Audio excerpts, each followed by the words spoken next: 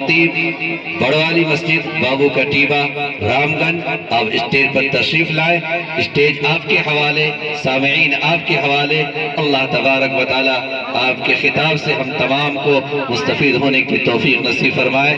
جناب حضرت مولانا شاہی صاحب قاسمی دامت برکاتہ العالیہ. السلام علیکم ورحمۃ اللہ وبرکاتہ. آپ حضرات میں کچھ ایسے لوگ تو نہیں ہیں جن کے نزدیک سلام کا جواب دینے سے نکاح ٹوٹ جائے؟ تو ذرا سلام کا جواب دے کر بتلائیے. السلام علیکم ورحمۃ اللہ وبرکاتہ. وعلیکم السلام ورحمۃ اللہ وبرکاتہ. ماشاء اللہ. اس سے پتہ چلا کہ سب ہم مسلک ہیں، ہم مکتب فکر ہیں. جی ماشاء اللہ. جہاں حضرت ممتاز صاحب ہوں وہاں تھوڑی سی یہ تو ہو سکتا ہے کہ بھول چوک عوام سے ہو جائے، لیکن یہ نہیں ہو سکتا کہ ان کی تربیت نہ ہو. درود شریف پڑھ لیجیے. یہ جو کہا جاتا ہے نا کہ بھئی درود شریف پڑھ لیجیے، اس کا مطلب یہ ہوتا ہے کہ اگر آپ پہلے سے بات کر رہے ہیں تو خاموش ہو جائیں. وہ مطلب تو ہے ہی، درود شریف تو پڑھنا ہی ہے، لیکن اس کا مطلب یہ بھی ہوتا ہے کہ آپ اگر بات کر رہے ہیں تو خاموش ہو جائیں. یا اگر مجلس اور محفل اور جلسہ کے ادب کا لحاظ نہیں رہا ہے، غفلت ہو گئی ہے، تو باادب ہو جائیں. بسم اللہ الرحمن الرحیم. نحمده ونصلی علی رسوله الکریم. اما بعد. قال النبی صلی اللہ علیہ وسلم: ما نحل والد ولدا افضل من ادب حسن او كما قال علیہ الصلاة والسلام. قابل احترام سامعین عظام، اسٹیج پر تشریف فرما آج کے اس اجتماع کے روح رواں حضرت مولانا مفتی ممتاز صاحب دامت برکاتہم، مولانا محمد صاحب اور قاری شعیب صاحب، مفتی عبدالباری صاحب اور دیگر تمام معزز مہمانان. یہ جو مکتب کے مدرسے کے سالانہ پروگرام ہوتے ہیں، یہ بڑی اہمیت کے حامل ہوتے ہیں.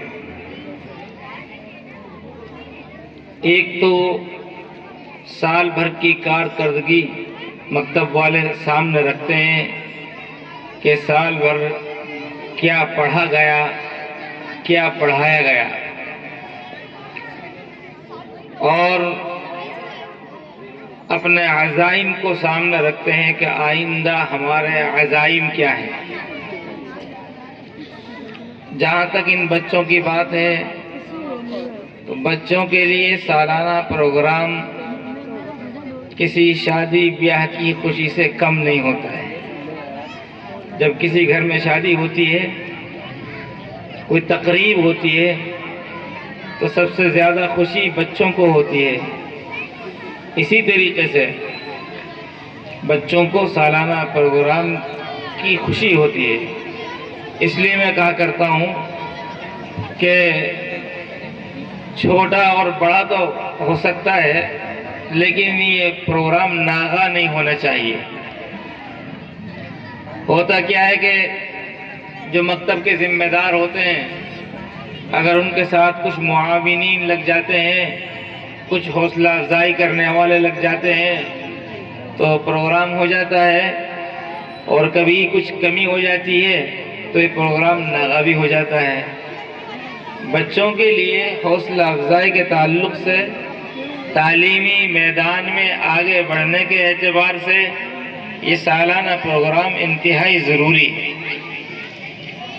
مکتب کو بھی ترقی ہوتی ہے، بچے بھی ترقی کے منازل طے کرتے ہیں، اور عوامی فائدہ بھی ہوتا ہے.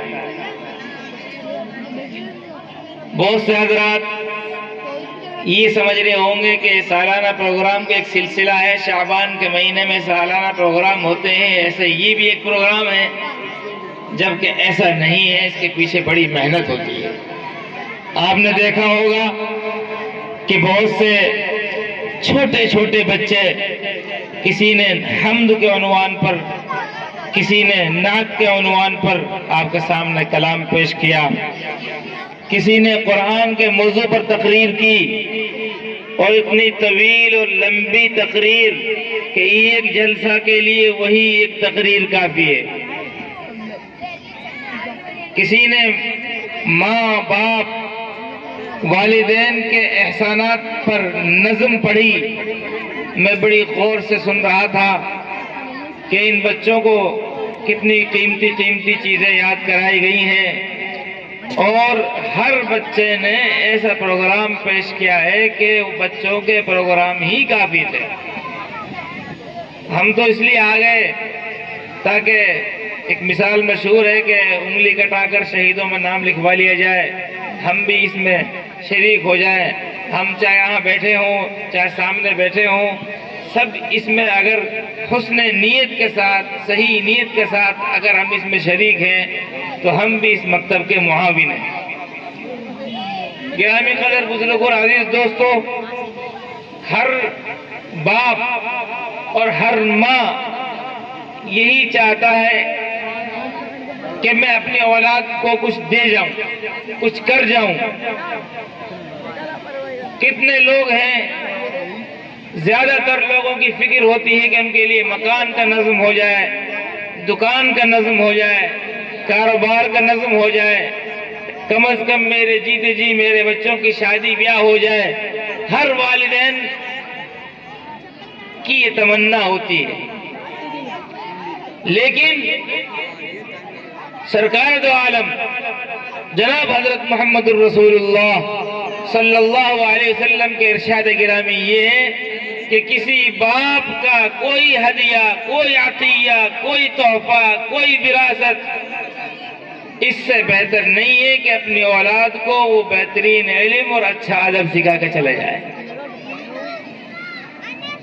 یہ جو نونہال بچے چھوٹے چھوٹے، ان کو وضو کے فرائض، نماز کے فرائض، قرآن کی تلاوت کے آداب، استاذ کا ادب، ماں کا ادب، باپ کا ادب، پھر آگے چل کر نبی کا ادب، خدا کا ادب، یہ سب چیزیں جو سکھلائی اور پڑھائی جا رہی ہیں، سب سے زیادہ قیمتی عطیہ، سب سے زیادہ قیمتی تحفہ اور سب سے زیادہ قیمتی چیز ان کے لیے یہی ہے۔ میرا نبی سرکار دو عالم جناب حضرت محمد رسول اللہ صلی اللہ علیہ وسلم یہ ہمیں بتلا کر کے ہماری مستورات اپنے بچوں کے خاطر جلدی اٹھتی ہیں، ان کے لیے چائے پانی ناشتہ کا نظم کرتی ہیں، کھلانے پلانے کا سارا فکر کرتی ہیں، لیکن ان سب کے اوپر سب سے بڑا فکر مستورات میں بھی ان کو خدا اور رسول کا نام سکھانا ہی ہونا چاہیے، یہ بتلایا گیا ہے۔ آپ اندازہ لگائیے، دنیا میں بچہ آتا ہے، ڈاکٹر سے پوچھو تو وہ ڈاکٹری لائن کی چیزیں بتلاتا ہے کہ پہلے یہ ضروری ہے، دائی سے پوچھو تو وہ بتاتی ہے کہ پہلے یہ کام ضروری ہے، لیکن مذہب اسلام یہ تعلیم دیتا ہے کہ بچہ جب دنیا میں آئے گا تو سب سے پہلا کام یہ کہ اس کے کان میں خدا اور رسول کا نام لیے جائے گا، وہی اذان دی جائے گی۔ بہرحال میرے عزیزوں میرے دوستوں، سب سے بہترین چیز جو ہم اپنے بچوں کو دیتے ہیں وہ علم ہے۔ کیا ہے جی؟ ادھر دیکھو، جب میں چلے جاؤں گا نا تو ہو سکتا ہے کوئی پوچھے کہ یہ بڑے میاں کیا بتا کر گئے ہیں، تو ایک چیز یاد رکھ لیں آپ۔ کتنے یاد رکھیں گے بچے؟ وہ اب میں بتا رہا ہوں۔ ہاں بھائی، میں کیا کہہ رہا تھا؟ سب سے بہترین چیز جو ہمارے لیے وہ علم ہے۔ کیا ہے صاحب؟ یہ علم ہے کیا؟ بس یہ بات کہہ کے بات ختم کر دیتا ہوں۔ دیکھیے دنیا میں بہت سے لوگ آئے اور گئے، سب کی کچھ نہ کچھ نشانیاں ہیں۔ آپ کے یہاں سے ابھی میں آ رہا تھا تو وہ قلعہ نظر آ رہا تھا جے گڑھ کا، کون سا نظر آتا ہے؟ نہر گڑھ کا جی۔ تو کچھ لوگ جا چکے ہیں، ان کی وراثت ہے، وراثت کے نام پر بہت سی چیزیں ہیں، لیکن آپ کو معلوم ہوگا اور معلوم ہے، ہر مسلمان جانتا ہے، ہم جانتے ہیں یہ بات کہ نبیوں کی وراثت کیا ہے؟ بولیے گا علم، زور سے بولے گا۔ آپ کو تو بولنا ہی پڑے گا، بچے ہیں نہیں تو پھر قاری صاحب کا ڈنڈا ہے۔ وہ جو بزرگ وہ بدر پیچھے بیٹھے ہیں، ان سے پوچھ رہا ہوں، نبیوں کی وراثت کیا ہے؟ دیکھو یہ علم میں 3 حرف ہے، لیکن اس میں بھی ثواب ملے گا بولنے میں، تو اس لیے میں چاہ رہا ہوں کہ آپ سب بولیں گے۔ نبیوں کی وراثت کیا ہے؟ علم۔ انبیاء علیہم السلام دنیا سے جاتے ہیں تو وہ علم دے کر جاتے ہیں، جیسا کہ اللہ کے نبی نے فرمایا ان العلماء ورثۃ الانبیاء، سمجھ رہے ہیں؟ اور انبیاء علیہ السلام کے وارث علماء کو کیوں کہا؟ کہ ان کے پاس علم ہے۔ اس لیے ایک تو ان بچوں سے عرض ہے، اگر ان کے یاد رہ جائے تو جو بڑے بچے ہیں ان سے، اور اس سے زیادہ آپ سے جو آپ تشریف فرمائے، بچوں کے پیرنٹس، والدین، کہ یہ علم جو ہے نبی کی وراثت ہے، ان کو اگر بچوں کو ہم نے نبی کی وراثت نہیں دی، نہیں دلوائی، یا ہم نے نبی کی وراثت نہیں لی، تو یہ وراثت آگے منتقل کیسے ہوگی؟ دیکھیے قرآن کریم میں یہ دعا ہے ایک نبی کی کہ انہوں نے اللہ سے اپنے لیے بیٹا مانگا، اور ساتھ ساتھ یہ کہا یرثنی ویرث من آل یعقوب، کہ اللہ مجھے بیٹا چاہیے، کیوں؟ تاکہ میری جو وراثت ہے علم، اور جو آل یعقوب کی وراثت ہے، انبیاء کی جو وراثت ہے علم، اس کو کوئی سنبھالنے والا ہو۔ تو یہاں رک کر میں یہ عرض کرنا چاہ رہا ہوں، آپ جب بچوں کو مکتب بھیجیں تو اس سوچ کے ساتھ بھیجیں کہ نبی کی وراثت حاصل کرنے جا رہا ہے، اس بچے کو نبی کی وراثت حاصل کرنے کے لیے بھیجا جا رہا ہے۔ بچوں کی والدہ یہاں بیٹھی ہیں، میں ان سے عرض کروں گا، جب اپنے بچے کو عصری تعلیم کے لیے کسی بھی اسکول میں بھیجتے ہیں تو بڑا اہتمام ہوتا ہے، اور ہونا چاہیے۔ ضروریات سے فراغت کے بعد صاف ستھرے کپڑے پہنا کر، چپل جوتے صاف کر کے، اور پھر لنچ دے کر ساتھ بھیجا جاتا ہے، اس کا اثر ہوتا ہے۔ بچے جب یہ دیکھتا ہے کہ صبح صبح مجھے نہلایا جا رہا ہے، یا کم از کم بالوں میں تیل ڈال کر کنگھا کیا جا رہا ہے، کپڑے صاف پہنائے جا رہے ہیں، تو بچہ سوچتا ہے تو کوئی تو بات ہے، کوئی تو بات ہے جو اتنی تیاری کرائی جا رہی ہے۔ اسی طرح ہم اپنے بچوں کو مکتب میں بھی اسی طرح بھیجیں۔ بچہ جب مکتب جائے تو اس کی صفائی ستھرائی کا خیال رکھا جائے، ہاتھ پیر دھلوائے جائیں، وضو کرائی جائے، صاف ستھرے کپڑے پہنائے جائیں، اور وقت کا پابند بنائے جائے۔ جب بچوں کے ساتھ یہ برتاؤ ہوگا کہ میری والدہ، میری اماں مکتب جانے سے پہلے وضو کراتی ہے، صاف کپڑے پہناتی ہے، اور قاعدہ سفارت دے کر اہتمام سے بھیجتی ہے، تو اس کا مطلب یہ ہے میں کسی خاص کام سے جا رہا ہوں۔ ہم یہ کہا کرتے ہیں، ہمارے بڑے یہ کہا کرتے ہیں کہ جتنی اہمیت اسکول اور کالج کے لیے دی جا رہی ہے، ضرورت تو اس بات کی تھی کہ علم سیکھنے کے لیے، ایمانی علم سیکھنے کے لیے، قرآنی علم سیکھنے کے لیے اس سے زیادہ اہمیت دی جاتی۔ اگر اس سے زیادہ اہمیت نہیں دی جا رہی تو کم از کم برابر کی اہمیت دی جائے۔ کریں گے ایسے انشاءاللہ؟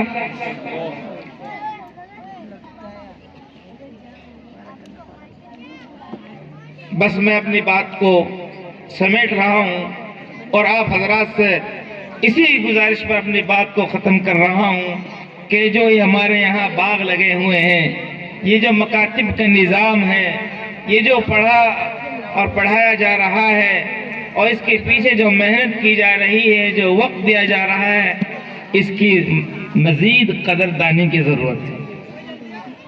مدرسوں کی خوب ضرورت ہے، مکاتب کی خوب ضرورت ہے، مسجدوں کی خوب ضرورت ہے۔ ایک طبقہ ہے جو یہ سوچتا ہے کہ اتنے مدرسے کیوں، اتنی مسجد کیوں، دوسری چیزوں پر سوال نہیں، اتنی دکانیں کیوں، اتنے بورنگ کیوں، واٹر سپلائی کی لائن اتنی کیوں، اس پر سوال نہیں۔ جیسے جسمانی غذا کی ضرورت ہے، کھانے کی، پینے کی، ایسے روحانی غذا کی بھی ضرورت ہے۔ تو جتنے بھی مدرسے ہوں، جتنے بھی مکتب ہوں، ان کو پروان چڑھانے کی ضرورت ہے اور ان کے تعاون کی ضرورت ہے۔ اگر آپ حضرات کا تعاون رہے گا اور اگر آپ حضرات کی حوصلہ افزائی ساتھ میں رہے گی تو ہمارے یہ مکاتب آگے بڑھیں گے۔ اور ایک بات اور کہہ کے جا رہا ہوں آہستہ سے، وہ آہستہ کہنے کا فائدہ ہے کچھ نہیں ویسے، چونکہ مائک لگا ہوا ہے۔ وہ آہستہ اس لیے کہنے کے لیے میں کہہ رہا ہوں کہ اس کو برداشت کرنے کے لیے تھوڑا سا دل چاہیے، دل۔ اب چونکہ میری آپ کی پہلی ملاقات ہے تو میں آپ سے کوئی سخت کلامی تو کر نہیں سکتا، ادب کے ساتھ، احترام کے ساتھ ایک بات کہہ کے جا رہا ہوں، اس کو اب دھیان رکھنا۔ یہ جو مکتب میں پڑھاتے ہیں نا، ان کو عزت کی نگاہ سے دیکھنا۔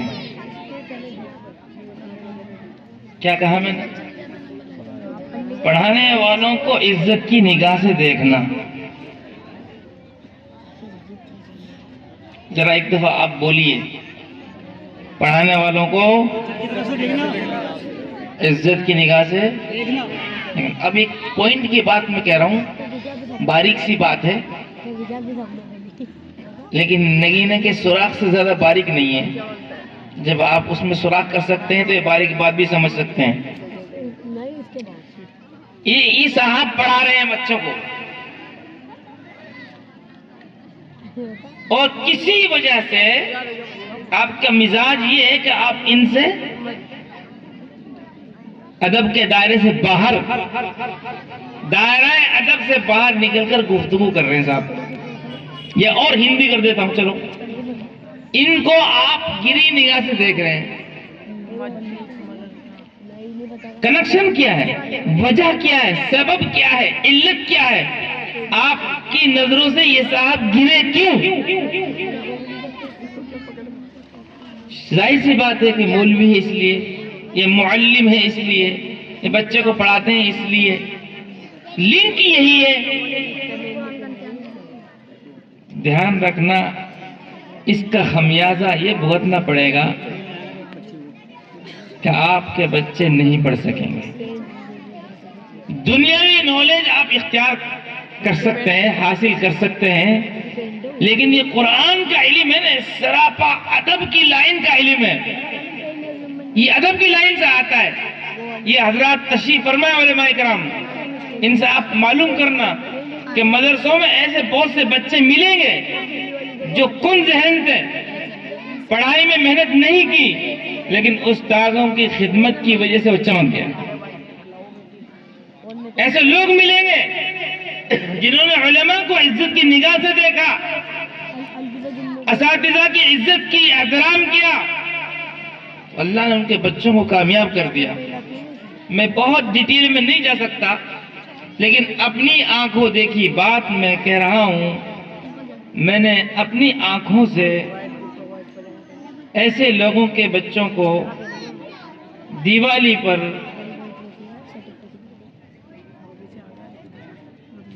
اور زیادہ کھل کر میں نہیں کہہ سکتا، کسی بھی موقع پر ان کو میں نے پوجا پاٹ کرتے ہوئے دیکھا ہے۔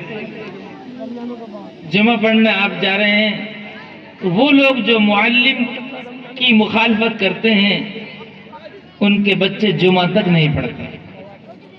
5 وقت کی نماز تو بہت دور کی بات ہے۔ اللہ تبارک تعالیٰ کے یہاں سے یہ چیزیں علم قرآن، علوم نبوت، یہ ادب کی لائن سے آتا ہے۔ اس لیے پڑھنے والے بچوں کا بھی ادب، یہ مدرسے جا رہے ہیں تو ان کے لیے جانے میں کوئی رکاوٹ نہ بنے۔